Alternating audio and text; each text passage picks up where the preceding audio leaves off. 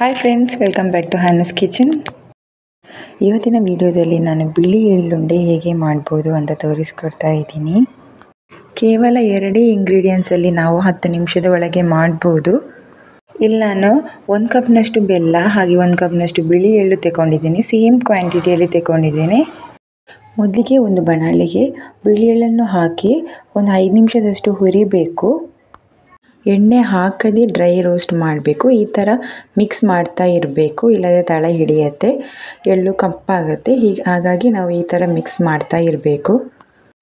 Low ಫ್ಲೇಮಲ್ಲಿಟ್ಟು ಈ ಥರ mix ಮಾಡ್ತಾ ಇರಬೇಕು ಒಂದು 4 ರಿಂದ 5 ನಿಮಿಷ ತನಕ. ಕೊನೆಗೆ ಒಂದು ಸ್ಮೆಲ್ ಬರುತ್ತೆ ಎಳ್ಳುದು, ಹಾಗೆ ಚಿಟ್ಪಟ್ ಅಂತಂದು ಸೌಂಡ್ ಬರುತ್ತೆ. ಆಗ ಸ್ಟಾಪ್ ಮಾಡಬೇಕು.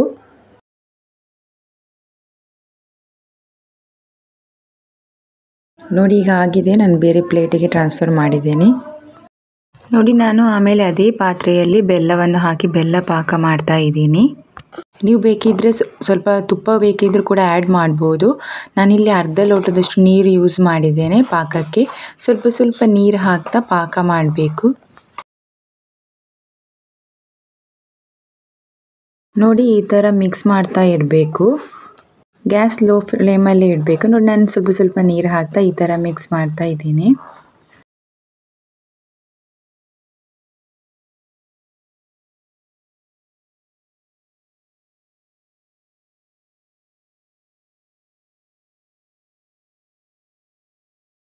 ನೋಡಿ, ಪಾಕ ಆಗಿದೆ ಅಂತ ನೋಡೋದಕ್ಕೆ ಒಂದು ಕಪ್ಪಲ್ಲಿ ನೀರು ತೆಗೆದು ಅದಕ್ಕೆ ಸ್ವಲ್ಪ ಸಿರಪ್ ಹಾಕಿ ನೋಡಿ, ಈ ಥರ ಸ್ಪ್ರೆಡ್ ಆದರೆ ಅದು ಆಗಿಲ್ಲ ಅಂತ ಅರ್ಥ.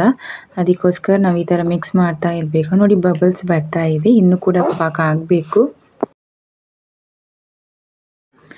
ನೋಡಿ, ಈಗ ನೋಡಿ ನಾನು ಹಾಕ್ತಾ ಇದ್ದೇನೆ. ಅಂದರೆ ತಳಭಾಗದಲ್ಲಿ ನಿಲ್ಲಬೇಕು. ನಾವೆಲ್ಲದನ್ನು ಕೈಯಲ್ಲಿ ತೆಗೆದ್ರೆ ಒಂದು ಶೇಪ್ನಾಗಿ ಇರಬೇಕು. ನೋಡಿ, ಈ ಥರ ಆಗಬೇಕು. ಆಗ ಪಾಕ ರೆಡಿ ಆಗಿದೆ ಅಂತ ಅರ್ಥ. ನೋಡಿ, ಈಗ ಪಾಕ ರೆಡಿ ಆಗಿದೆ.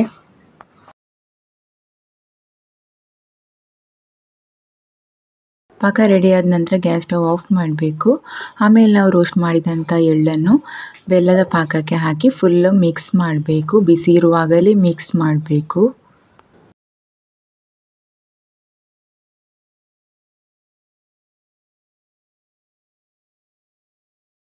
ನೋಡಿ, ಈ ಥರ ಮಿಕ್ಸ್ ಮಾಡಬೇಕು. ಈಗ ಆಲ್ಮೋಸ್ಟ್ ಮಿಕ್ಸ್ ಆಗಿದೆ. ನೋಡಿ, ಈಗ ಮಿಕ್ಸ್ ಆಗಿದೆ ಅಲ್ವಾ. ಒಂದು 1 ನಿಮಿಷ ಆದಮೇಲೆ ನಾವು ಬಿಸಿ ಇರುವಾಗಲೇ ಉಂಡೆ ಮಾಡಬೇಕು, ಇಲ್ಲದ್ರೆ ಗಟ್ಟಿ ಆಗ್ತಾ ಬರುತ್ತೆ. ಬಿಸಿ ಇರುವಾಗ ನಮಗೆ ಉಂಡೆ ಮಾಡಲಿಕ್ಕೆ ಕಷ್ಟ ಆಗುತ್ತೆ. ಹಾಗಾಗಿ ಒಂದು ಪಾತ್ರೆಯಲ್ಲಿ ಸ್ವಲ್ಪ ನೀರು ತೆಗೆದು 2 ಕೈಗೆ ಕೂಡ ನೀರು ಹಾಕಿ ಆಮೇಲೆ ಉಂಡೆ ಮಾಡಬೇಕು. ಇಲ್ಲದ್ರೆ ಕೈ ತುಂಬ ಬಿಸಿ ಆಗುತ್ತೆ. ನೋಡಿ, ಯಾವ ಶೇಪಲ್ಲಿ ಕೂಡ ಎಳ್ಳುಂಡೆ ಮಾಡ್ಬೋದು. ಸುಲಭವಾಗಿ ಕೇವಲ 2 ಇಂಗ್ರೀಡಿಯೆಂಟ್ಸಿಂದ ನಾವು ಕ್ವಿಕ್ಕಾಗಿ ಮಾಡ್ಬೋದು. ನೋಡಿ, ಇದು ಹೆಲ್ತಿಗೆ ಕೂಡ ತುಂಬಾ ಒಳ್ಳೆಯದು. ಇದರ ಬೆನಿಫಿಟ್ಸ್ ನಾನು ಇನ್ನೊಂದು ವಿಡಿಯೋದಲ್ಲಿ ಹೇಳ್ತೀನಿ. ರೆಸಿಪಿ ಇಷ್ಟ ಆದರೆ ಪ್ಲೀಸ್ ಲೈಕ್ ಮಾಡಿ. Thank you.